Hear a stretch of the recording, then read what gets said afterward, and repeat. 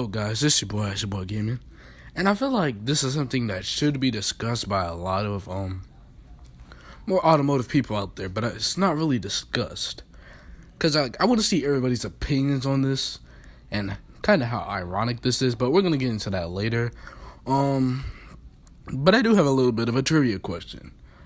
Well, not really a trivia question, but more of just a question of which one do you like better. And I'm gonna enter it in 2 sounds, and you're gonna say which one you like better. Comment down below.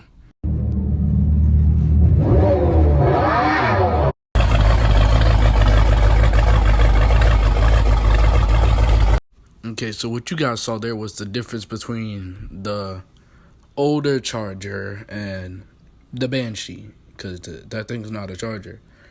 Like, they could at least have like a cool idling sound like the old one. They could have even reused the sound of an old one, but instead they made that. And I'm gonna be honest, it's trash. It sounds horrible. But yeah, that's my take on those 2 different vehicles. And I know 9 times out of 10, you probably already clicked off the video and stuff like that. You're probably like, this guy's a kid, a teenager. What does he know about the difference between environmentally friendly stuff, hurting the electric, well, not hurting the electric, but you get what I mean, hurting the environment, stuff like that. And here we're going to find the thin line in the difference between our EVs hurting the environment and our gas vehicles hurting the environment. And now, I'm pretty sure if you have common sense, you already know the answer. Both of them hurt the environment. And on average, EVs for their first 3 to 5 years hurt the environment more than gas vehicles. Now, I said 3 to 5 years because the estimate obviously isn't exact, since there are multiple different styles of EVs with like probably more dangerous ones, probably, taking like 5 years. So eventually, yes, they do get cleaner. I will admit that, as a person that's not really a big fan of EVs. And of course, gas-powered vehicles, they hurt the earth. But I feel like there's a thin line between, oh yeah, EVs just saving the environment. No, it's not. It's still hurting it. Just less for currently right now. And that's due to the multiple different types of mining and stuff like that. You got lithium mining. And I will show the information from where I got this stuff from and stuff like that. But some of this is actual just knowledge I have off the top of my head. And surprisingly, I actually remember this stuff very good because I've recently been watching a lot of in-depth explanations and stuff on how EVs affect the market. Now, I'm going to tell you right now, am I a big fan of this all EV thing? No, I'm a car guy. And I know there are car guys that do like EVs, but they like them for the 0 to 60 and luxury, stuff like that, stuff that our current cars don't have. And getting off a little bit topic here. Actually, no, we're not getting off topic here. We're still on topic. It's just a little bit of a different subdivision. Have you ever realized something? That EVs are always targeted and titled the future of innovation, the future of everything. No, it's the future of the market, because that's what they're only advertising. The fact that they're going to get a bunch of money from it. And there's going to be people that's like, well, actually, I'm saving the environment. No, you're not. You're hurting it just less. Well, I mean, you're hurting it more from 3 to 5 years. And then after that, you're hurting it less. But you're still hurting the environment. And lithium is not infinite. So, it will eventually run out. And if more people get electric cars, of course it's going to run out more. So, big brain time, But anyways, getting back to the main division here. Out of all the things in the world, why should vehicles have to be the one to go all electric? And I know what you're wondering, because everybody uses vehicles. There's a bunch of vehicles in the world. Did you know? And actually, I'm gonna let this video explain it. It's Not What You Think. And when I saw this, I was like, wow. So we had to go all electric, but then you got stuff like this from the government. Are you kidding me? Why ships keep burning fossil fuel for weeks while simply idling at port is not what you think. When ships are docked, their engines are shut off, which is referred to as cold ironing. But auxiliary diesel generators run to power all the systems and electronics on the ship. However, due to lack of emission regulations, some merchant ships use heavy oils known as bunker fuel.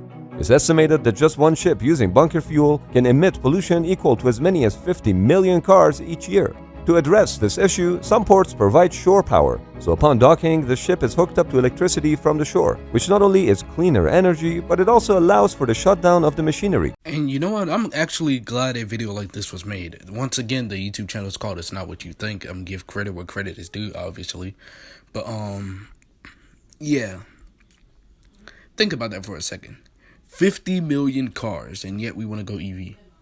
Why don't we just experiment with nuclear reactors and use them to power cargo ships, like we did with the warships and stuff like that? Some warships are nuclear powered, and I'm pretty sure they have way less waste coming out their exhaust or whatever you dump the waste at than the cargo ships and all that, the regular cargo fuel ships. Like, that just makes no sense. And the same thing with basically half the military vehicles. They've run up a bunch of gas and oil. Like, why not just make them nuclear powered or hydrogen powered? I like what Ford is doing. Ford is realizing, wait, EV's not the way to go, so let's try and make something hydrogen powered. I saw a video talking about that, saying that they were experimenting with, I believe, hydrogen powered stuff, so that you can still get that sound out. Because believe it or not, there is a thing of, I'm pretty sure, over 5 million people called the car community.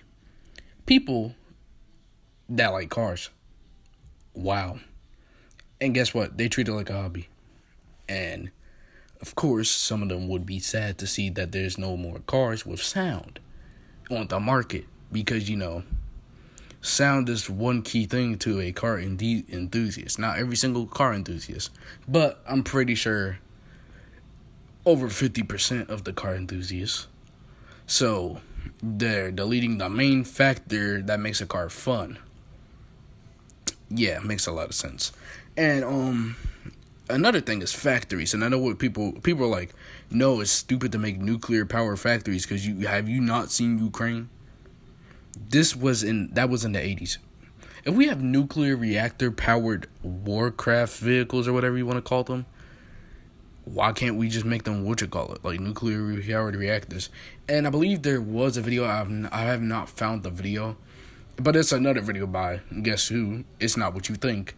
And they were showing a crash test of a reinforced wall versus a jet, just in case they tried to do one for their country to destroy another country. And that jet got destroyed. So yeah, they can add in reinforced walls to make sure that nothing dangerous like that ever happens, and that nobody just tries to chuck a grenade at a nuclear There's, I'm pretty sure, going to be protocols in military defending nuclear reactors, which would make a lot of sense because you wouldn't want nothing dangerous to happen to those. And I feel like many people are forgetting. And I know the ban in 2035 is a very, very far place away. And it's only banning people car companies from making gas-powered cars. But of course, car enthusiasts will still be a thing. And yeah. If we think about that for a second, they're banning people from making gas-powered vehicles. Eventually, people that are going to buy new vehicles, they're going to be buying all electric. And it's safe to say and go on a whim that we aren't ready for that stuff. And I know what you're wondering. What do you mean? The president just said we're going to go all electric and we're going to be electric. You got to deal with it. Suck it up. It's the future. It's not the future. That's just what they're advertising, and that's what the government fell for. I hate to be blunt like that, but somebody's got to say it. And basically, let's put it like this. So you know how when they did make that 2035 thing, just 4 days later, of course, California has a very, very bad issues of wildfires and stuff. And yeah, Dad, you were actually correct on that. I'll give you your props. And yeah, so the heat tends to rise up a bit and get very hot in California. So the power grids aren't at their prime in the moment. And so California is probably out of all the states, probably the one with the most EVs. Because, people are rich and the vehicle's expensive. it seems like a luxury vehicle, they're gonna buy it. And so basically, just 4 days later, they asked people with EVs to charge their vehicle at a certain time. How ironic. Oh yeah, let's push EVs while we barely have anything to support it. Yay! The mayor or governor of California. Like, that just makes no sense whatsoever. Pretty smart big brain move if you do say so myself, or if he does say so himself. It makes no sense.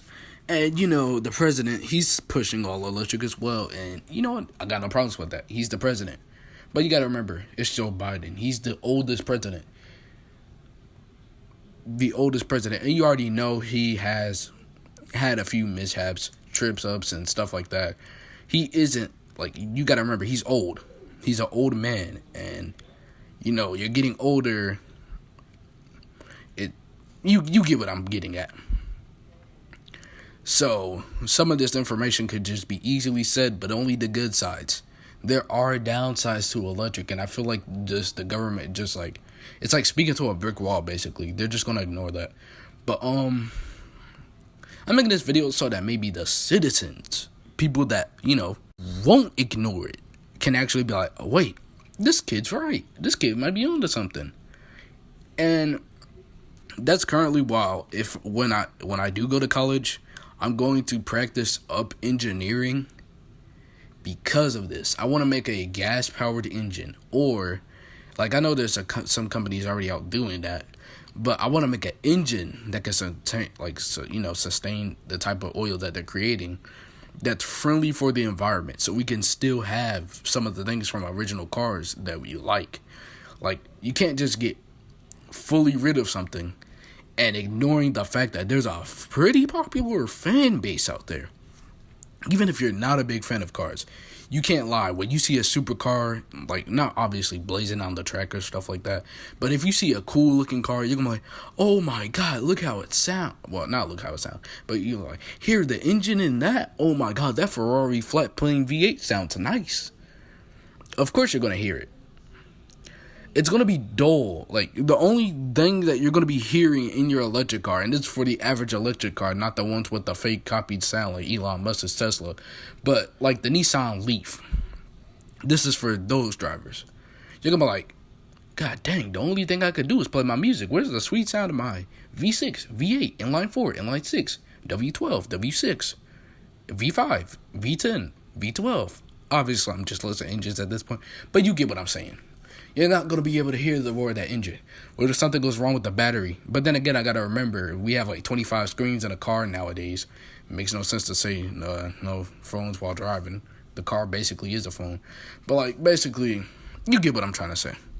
I wonder how many times I said basically. There should be a basically counter in this video. But you get what you guys get what I'm saying. And we're just going to leave it at that. So, how are you going to know if something's wrong with your vehicle? Like, I know we have warnings and stuff like that, but like, you got to pay attention to the road. And, you know what? Let's just ignore this segment. But speaking of sound, I would like to get into our story time segment, shall I say. And, I'm going to hold off the main segment for a bit to tell you guys the story time segment. I'm going to make you guys really wait out here. And basically, let's put it like this, because I'm going to try and catch up with the video. I want it to be like less than maybe 25 minutes at most. And, so, Laguna Seca, I believe so, or, Mazda's Raceway in California, I believe so, right?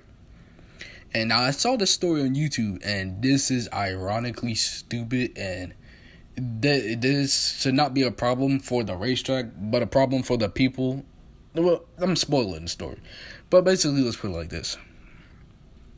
Imagine you wake up, and some people are like, okay, or your family's like, okay, let's move to Laguna Seca, the racetrack, We might be able to get free tickets, maybe here and there, because we live right next to it. They might be cool with us. We get a free view of the race cars. And they start racing, and it's like a 24-hour endurance race. Oh, don't get mad.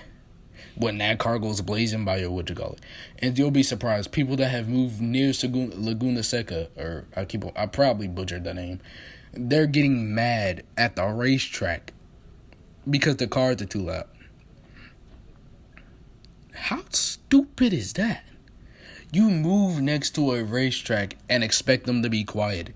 You move next to a racetrack. Matter of fact, and this is not even the normal vehicles. These are the vehicles where the exhausts are cut to make loud noise so that they can flow better. Yeah, I'm putting that in simple baby terms, but it's more complicated than that. But you get what I mean. They move near a racetrack and they're complaining about the noise of a racetrack. That's the most stupidest thing you can ever do. Matter of fact, no. The people should tell you to leave, but Laguna got in trouble for it, I believe so. I forgot the ending part, but I know that, they were complaining about the racetrack. And in my opinion, that's utterly stupid. That's just dumb. How many brain cells do you have to literally compute to move towards a noisy place and then get mad at the noise? Okay, getting back into the main topic here, and this is the main problem with this. For the people that do end up, getting a vehicle from the electric car market, whether it be new or used. And I have conducted research for this, and I've thoroughly found out that in the past, actually, no, not even in the past, still like today and in the past, electric cars are still more expensive.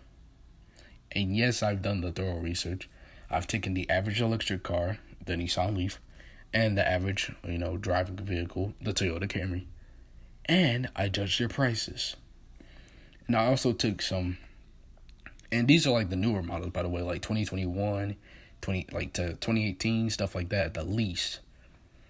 And I also took some of the newer electric vehicles on the market that are for, citizens and stuff like that. And are these really for the planet, or is it just for your bank account? Because looking at these prices, I'm like, hold up. Wait a minute. Why is this so expensive? It's for the environment, right? At least make it for the people that's environmentally friendly, that don't have a six-figure salary and stuff like that. But no. These vehicles are super expensive. And getting on to the basically semi-conclusion, in my opinion, and this is probably the only time I'll actually use my opinion in the video, and I'm pretty sure I lied there, but being honest, I think it's better if we use hybrid vehicles. And now I know that's kind of stupid because it's just a combination of both the engines. What good will that cause? It will allow the best of both worlds if you think about it. People can use their electric side for when they want to use it and for those who like to use it. And people can use their gas side for far travel, the more normal stuff that EVs can't do, which is be fun besides 0 to 60. And yeah.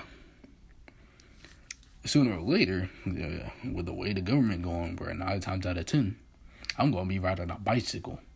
No. Matter of fact, I'm going to be in a go-kart. No, you know what? I'll probably buy me a Segway. At least those things don't hurt the environment as much as literally an electric vehicle or an actual car. And that's really all I gotta say. Also, why are the prices of vehicles skyrocketing? Like in 2017, to get a Miata, it was like $5,000. I saw a Supra for $20,000. That Supra been up there for a while. And nowadays, look at Supras, they like $160,000, over the top price and stuff like that.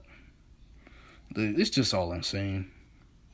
But yeah, this is my thorough research video. All this information I find it really dumb and confusing. Just why can't nobody just listen? But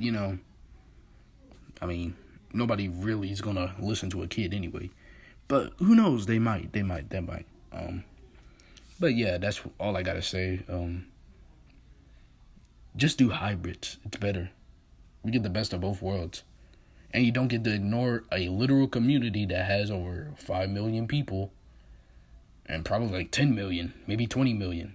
Actually, probably, yeah, so almost 100 million probably of people just for a vehicle that also hurts the environment. You're only seeing the good side without seeing the downsides, and I feel like that's a big problem with, higher up officials. They don't see the downside. They see the pros, but they never see the cons. And that's probably the problem with advertisements, but who knows. Otherwise than that, like and subscribe. I waited to the end of the video to say that. I'm not going to say that in the beginning, because I want this to be a more serious, informational video that will reach the views and ideals of other people. But anyways, otherwise than that, Ice Your Boy Gaming, out, like and subscribe, hit the notification bell. You already know. Let's reach 750 subscribers by the end of the year. Otherwise than that, Ice Your Boy Gaming, out. Boom.